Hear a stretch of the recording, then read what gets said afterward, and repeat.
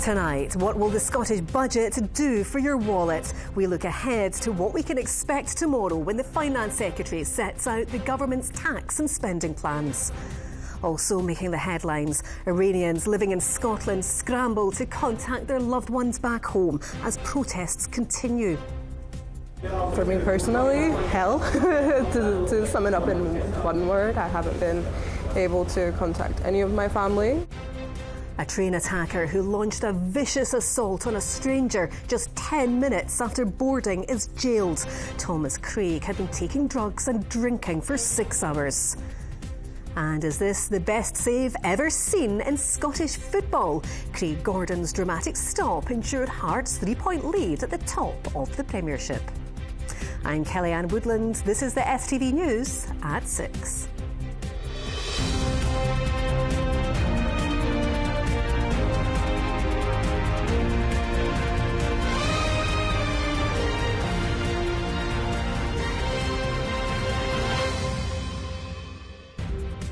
Good evening. Charities are urging the Scottish Government to take bold action to tackle child poverty ahead of its budget. The Finance Secretary will set out her tax and spending plans for the next year at Holyrood tomorrow.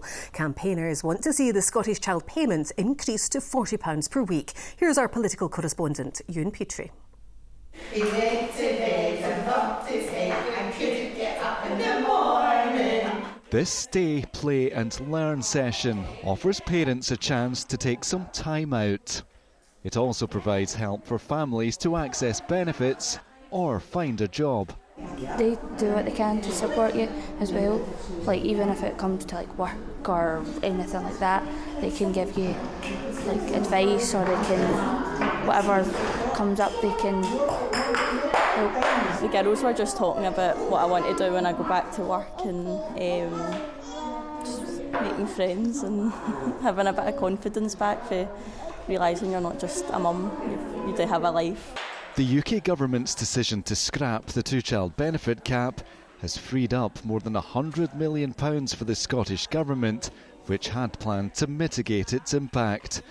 It has promised to use the additional cash to tackle child poverty. It's only through listening to families with meaningful and constructive consultation, allowing organisations like ourselves to be heard and be at the forefront, that you'll understand where the changes really need to happen. Of course it can happen, but it needs to be something that's done collaboratively, and I think it's really important that it's not something that's used as a vote winner. We're talking about Scotland's children, we're talking about the future, we're talking about the most important people that we have in this country. So I think there's a real obligation on the government, on any incumbent government and any elected member, plus all of civil society, to really work together in that eradication.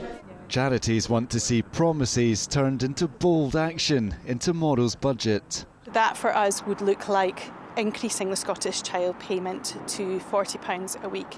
Because at One Parent Family Scotland we have seen the impact of that for the families that we support. So it's important that we build on what is already working, and then we support families to access income maximisation so that they're accessing the money that is already owed to them. The Finance Secretary also has big decisions to make on income tax and business rates. Labour say they will not oppose the measures, meaning they're likely to pass. But with an election in less than 4 months, this is a budget that will bring many key issues into sharp focus. Ewan Petrie, STV News. Our political editor, Colin Mackay, will of course be watching closely tomorrow. Colin, what are you expecting? Well, there will be a big focus on tackling child poverty. The UK government's decision to scrap the two-child benefit cap frees up £126 million for the Scottish Government, and they say all of that will go towards tackling poverty. Now, the Scottish Child Payment will increase. It has to at least increase by inflation. It's £27.15 a week just now, but there is absolutely no chance that it's going up to the £40 that campaigns are asking for. The government just doesn't have that kind of money. I want to make sure that we take further action to eradicate child poverty, because that will be one of the strongest investments we can make in the future of the country, by lifting children out of poverty and enabling them and their families to make a contribution to our society and to have better prospects and better futures as a consequence. So there will be measures in the budget tomorrow to take forward further action to eradicate child poverty. Too often the instinct of this SNP government is they see a problem and they think the answer is either to set up another public sector body or to create a new benefit. Instead, I think we have to challenge the structural issues that keep people in poverty or push families into poverty. And that's why that money should go into upskilling our kids and to create the jobs of the future. That's why we'd spend on apprenticeships, in targeted support in colleges. And Colin, what else is likely to change? Well, one of the other big things we always look for in a budget is what's going to happen to income tax. Ministers have been very clear that they will not change the rates of income tax, but I would expect some movement on thresholds, particularly at the lower end, tweaks to try and make sure that they can go into the election claiming that more people in Scotland pay less in income tax than they would if they were working in the rest of the UK. The opposition parties will dispute that. They say that it's simply not the reality. I think we'll also see record spending in the NHS. It's been a long time since we didn't see that in a budget. Tackling the cost of living will also be a big issue tomorrow. There will be things there that the Greens and the Lib Dems have asked for in negotiations, but there's no vote tomorrow, no vote until next month. And although it's just a few months until the Scottish election, because Labour say that they will abstain, this budget will definitely pass. It's unlike the UK budget. We've not seen leaks, we've not seen U-turns. I think it'll be tight tomorrow, but I'm not expecting it to be too dramatic. All right, Colin, we'll hear from you then. Thanks very much for that. A man who used a smashed bottle to try to kill a stranger on a train has been sentenced to 12 years. Thomas Craig carried out the attack just 10 minutes after he boarded the train to Perth at Glasgow Queen Street Station. Our reporter Vidushi Tavari was at the High Court in Glasgow. Thomas Craig had been drinking and doing cocaine for about 6 hours before he tried to murder a stranger on a train with a broken bottle of Buckfast. CCTV footage shows the 48-year-old chatting with passengers that were sat across the aisle from him before grabbing a glass bottle and attacking one of the men. He hit him with the bottle relentlessly until it smashed. When the first man's friend tried to intervene, Craig turned and punched him 7 times before stabbing him in the chest and head with the broken glass bottle. He then returned to his seat and changed out of his blood-soaked jumper. During the trial, the court heard the second victim had suffered a wound near his heart and lost more than 2 litres of blood after the attack. In November, Craig was found guilty of assaulting the first man to the danger of his life and attempting to murder the second, and today Judge Lord Arthurson handed him an extended sentence of 12 years behind bars and 3 years of supervision upon release. He also praised other passengers who'd come to the aid of Craig's victims, adding that passengers have every right to be able to travel on public transport safely and without fear. A 12-year custodial sentence is appropriate for this type of violence, and it just shows that we'll actively pursue offenders who carry out these acts on the trains. And I'd like to echo the sentencing comments that paid tribute to the passengers and paramedics who came to the aid of both victims. It must have been a terrifying experience because we could have been looking at something far more serious. Craig's lawyer said his client had struggled with drug and alcohol addiction and that he feels remorseful over the incident. Vidushi Tavari with that report there. Now, Iranians living in Scotland say they're hopeful protests could lead to the end of the Islamic Republic and the rule of Ayatollah Ali Khamenei. At least 500 people are believed to have been killed as the regime cracks down on demonstrations. With the internet in the country shut down, it's becoming ever more difficult to get information. Here's our senior reporter, Gordon Cree. This restaurant in Glasgow offers a taste of home for Iranians living here. But keeping in touch with events nearly 4,000 miles away has rarely been harder. For me personally, hell. to sum it up in one word, I haven't been able to contact any of my family. We get very small snippets of news in the dead of night using Starlink. I do have my parents that they're quite old, and a younger brother that based on what I know from him and his mentality, his political point of views, he's amongst demonstrators. So obviously we are concerned about him.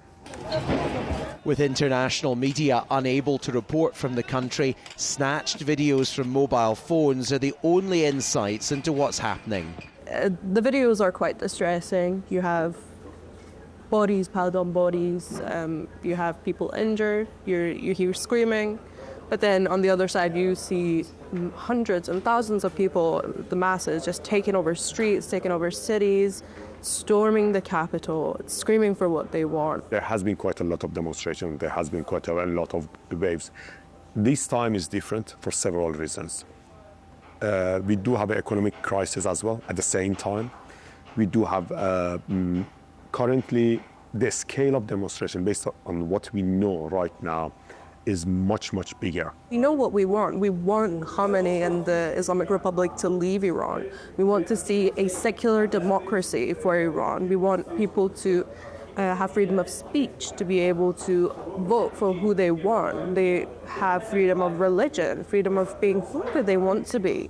At Edinburgh University, this professor's academic interest is hugely tied up in her personal connections. She too has relatives in Iran. If this is what I'm experiencing right now, just sleepless nights, constant anxiety, uncertainty about what's happening to our loved ones, I just can't imagine what they must be going through. I myself oscillate between fear and hope. Fear that things are just going to get worse, that the fatalities are going to increase. Hope that perhaps this is the last of the darkest hours that we are experiencing. The regime has called protesters troublemakers, while the United States has threatened to intervene. For those watching from afar with little information, the wait for a breakthrough feels endless. Gordon Cree, STV News. Officers have returned to the scene of a murder 4 weeks on in a bid to find the person responsible. Jordan Gray was shot dead at his home on Motherwell Shields Court on the 14th of December. Detectives have gathered more than 1,000 hours of CCTV. They want anyone with information to come forward. 4 people have been taken to hospital after a fight involving weapons in a residential street near Alexandria. Police say 4 men and a woman pulled up in a car at a property in the Bray Head area of Bon Hill yesterday afternoon, where a fight with 4 other men took place. A 16-year-old and 3 others were taken to the Royal Alexandra Hospital. They were later released. The NHS has spent more than £20 million on taxis taking patients to and from health appointments as it failed to use community transport property. The Community Transport Association says health boards could have saved this money by using the charity's free transport for vulnerable patients. Rahim Cham has this report. It's 10 a.m. and a Southwest Community Transport minibus arrives in Priest Hill to take a patient to a doctor's appointment. 69-year-old Alan Sterling is recovering from a chest infection. Thanks to the charity, he receives free transport to and from New Victoria Hospital to see a specialist. There's nothing really handy in public transport as to where we're situated. We get a bit of a walk to find a bus stop, or even further walk if we want to go on the train. You know where you're going inside the Vicky?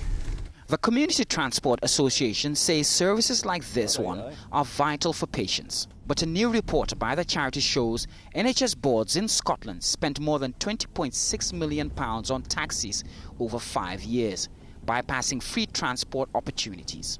I think the main reason is a lack of collaboration with the local community, maybe a lack of knowledge of some of the operators that are available. Since 2019, the NHS boards have had a legal duty to work with community transport to improve access to health and social care.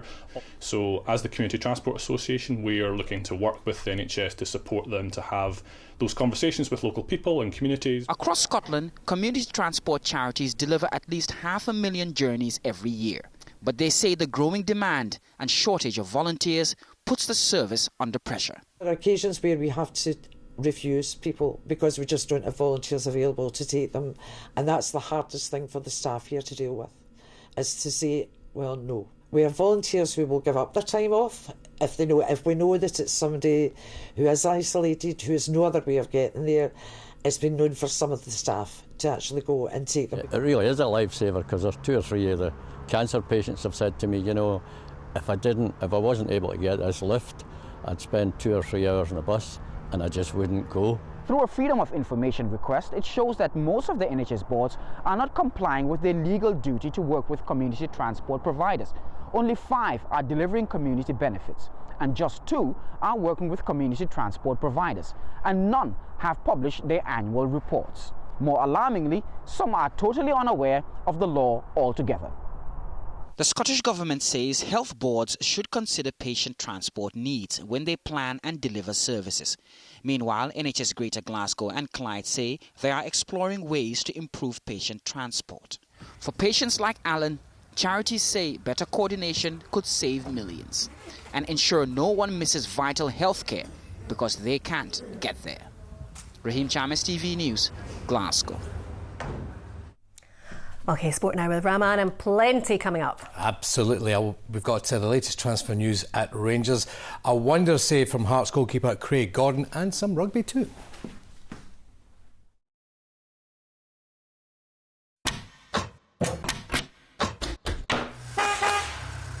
STV Sport, sponsored by the C.R. Smith New Year Sale. Good evening. Rangers are exploring the possibility of signing Wolfsburg winger Andres Skov Olsen on loan. The Ibrox side are holding talks with the Bundesliga club. Well, after Rangers made Toch Chukwuani their first January signing, Mohamed Diamande, who has previously played with the midfielder, says Chukwuani is exactly the type of player they need in the pursuit of the title. Here's Jamie Borthwick. Window. Yesterday they completed the signing of Tochi Chukwuani in a £4 million deal with Sturm Graz. Mohamed Diamande played with Chukwuani when the pair were at Northland. He spoke to me, and obviously I'm going to give the good advice because I know it's a massive club and I know it's a next step for him. In the middle of the park, he's going to help with his ability, and I think we don't have that kind of the style of player he is, because he's more physical and he's technically good under pressure. Rangers continued their surge into title contention at Pittodrie. Never dull affairs when these teams meet. Missiles were aimed at the visitors after Taylor Asgard's opener. James Tavernier sealed the win with a second half penalty, and Nico Raskan was caught on camera appearing to squirt water in the direction of the home fans at full time. For Danny Rule, the 3 points were all that mattered. Big proud for my group. I think fully deserved from my point. We scored in the right moment. Then in the second half we missed some good opportunities to make the 2-3-0. Then you never know what happens in such a game. And then finally, 2-0. And we were really focused until the end, and it is outstanding at the moment what we did. 5 wins in a row now. Meanwhile, Rangers have announced the appointment of Jim Gillespie as their new chief executive. Gillespie succeeds Patrick Stewart, who was sacked alongside sporting director Kevin Thelwell in November. The new chief executive will start his role later this season. Jamie Borthwick, STV Sport. Now, some are describing it as one of the best saves ever. That is Craig Gordon's incredible stop for Hearts against Dundee on Saturday. Gordon says he even surprised himself with the save. With Hearts leading 1-0 in the 94th minute, Gordon pulled off this incredible save to deny Emile Aqua. Gordon had come on as a sub shortly before half-time after Alexander Schwolo was sent off. Claudio Braga's strike in the 27th minute maintained Hearts' 3-point lead at the top. The first thing I'm going to say is I'm not surprised. You know, I've from a way back when he first got into the Hearts team, he's been pulling off saves that other goalkeepers just can't do. So, but you know, when he's getting into his 60s like he is now, you know, I think he's only got another 20 years left. He clawed it out of I thought it was in, you know, and I think a lot of the Hearts supporters did as well. But he's just a remarkable player, you know, and a remarkable guy. What a save it was. Falkirk manager John McGlynn says they'll play with the handbrake off when they host Celtic on Wednesday night. The Bairns, who today announced the loan signing of attacker Louis Marsh from Sheffield United, continued their good form at the weekend, defeating St Mirren 2-0 in Paisley. Martin O'Neill marked his return to the Parkhead dugout with a 4-0 victory over Dundee United, with Daz Almeida one of the scorers. We're in a good place. We're very happy. We targeted 30 points. We've got the 30 points. There's still one game to get played in this round of games. So it's kind of a free hit from that point of view. We've got the target set. We've done the target. We can, you know, no handbrake on. We can go and have a right go in this game. Does it matter to you that you or your players could have an impact in the title race? I hope we do. Yeah, I hope we do. For us to do that, I mean that we want to try and stay in the top six. To stay in the top six, we need to perform well if we get every game. To rugby, and Franco Smith praised the work rate of his Glasgow Warriors players as they overcame 2 yellow cards to defeat Claremont and book their place in the last 16 of the Champions Cup. Hugh Jones scored on his return from injury for the Warriors side. Meanwhile, Edinburgh's bonus point victory over Gloucester means they are well placed to qualify for the knockout phase. It's fantastic, I think we always aimed to get those 2 bonus point wins at home, and that was achieved. And yeah, we're going off to Bath, to obviously a half-flying Bath, but what a challenge, and it's exciting. We one game away from who knows what, so there's so much to play for, and we definitely know what they bring, but we're excited about the challenge. And finally, back to football, and he's a player who can do no wrong at the moment. Who am I talking about? Scott McTominay. The midfielder scored twice for Napoli in their draw against league leaders Inter Milan last night. McTominay really is riding on the crest of a wave. Last season, he was named Serie A Player of the Year, and in November, he scored a spectacular goal for Scotland, which secured our qualification to this summer's World Cup.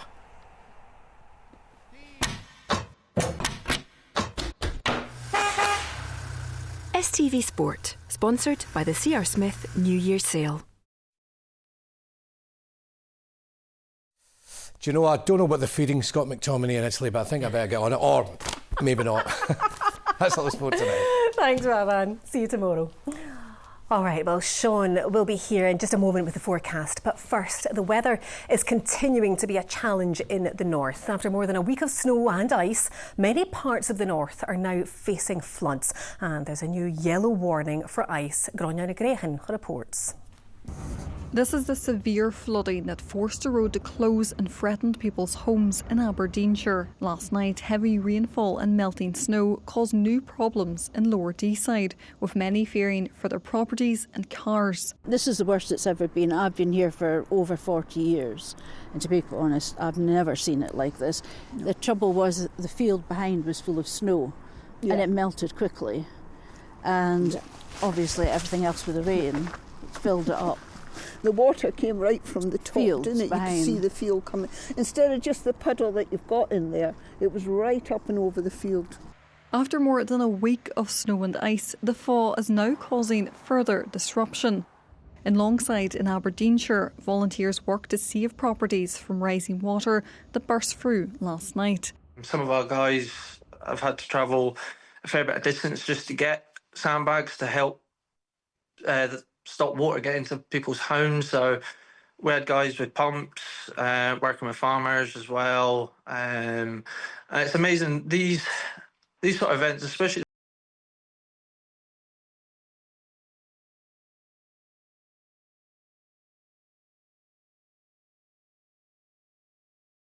closed. The A9 was also shut for a period near Blair Athol. Further north, the Shinty pitch in Canusi resembled a loch, and the Caithness fields were submerged.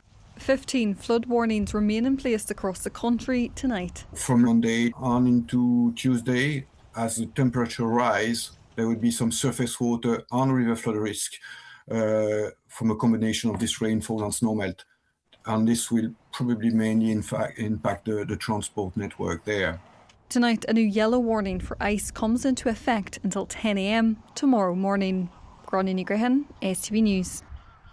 OK, so that's in the north of the country. It's been really bad, but we've had a few issues here too, Sean. That's right. Well, I mean, we had our own issues on the A15 earlier on today with the landslip there, not too far away from Rest and Be Thankful. Now, I want to give you a bit of context to this. If you think about a new build house and its back garden, say there was 30 centimetres of snow lying in the back garden, when that thaws away, that's roughly about the equivalent of 3,000 litres of water. Now, remember, we also had rain yesterday as well, about 30 millimetres of rain. That's another 3,000 litres on top of that. So if you get a quick thaw of the snow lying on the ground, you add on that rain, you're talking about 6,000 litres of water. That is a lot. In a small garden. So when you think over a big area, that's massive. That's incredible. The cold has abated, but did I hear you talking about big extremes elsewhere? Oh yeah, I mean, it's getting squeezed way back to the continent. Now have a look at this over Sweden.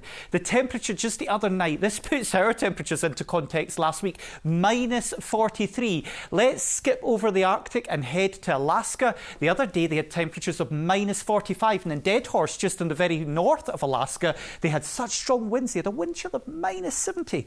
Incredible stuff. Let's look at our forecast. A breezy morning will be followed up with a flurry of fresh delights for lunch. TUI sponsors STV Weather. Well, we had that huge swing in temperatures from the extreme cold of last week to last night. I was driving back from Kinross to South Lanarkshire about 9-10 o'clock in the evening, and the temperatures were 8 degrees. Today, the Central Belt has been 8 degrees Celsius, much milder. Look what happens. Tuesday, Wednesday, Thursday, Friday, we kind of flatline. The temperatures come back down to about 6 degrees by day. So it is turning cooler, but not anywhere as cold as it was last week, and we'll see a return to overnight frost as well. But during tonight, most of us avoiding a frost. We've got cloud, we've got outbreaks of rain from any central and southern parts. That keeps our temperatures here, 4 or 5 degrees Celsius. Come north of Loch Lomond, though, we start to get lower temperatures here with clearer spells, so we'll be down to about 2 or 3 degrees. We touch of frost, maybe northern parts of Stirlingshire, West Perthshire, and also across the Highlands. Tomorrow morning, we've got more shower outbreaks of rain working its way eastwards across the country, so a bit of a damp start to the day, and look at that snow. Don't worry about it, it's away up over the tops of the mountains. Big change, as I say, from last week. But we will see rain for many of us to start with tomorrow. That clears away, becoming drier and brighter during the afternoon, although we will hang on to a few scattered showers across Argyll and Bute. There's your afternoon highs. OK, the 8s and 9s are gone, 5 or 6. See, nowhere near last week, but a little bit cooler. Wednesday, more wind and rain coming in from the west. Gales across the Hebrides for a time. Sunshine and showers on Thursday. Bye-bye. TUI sponsors STV Weather.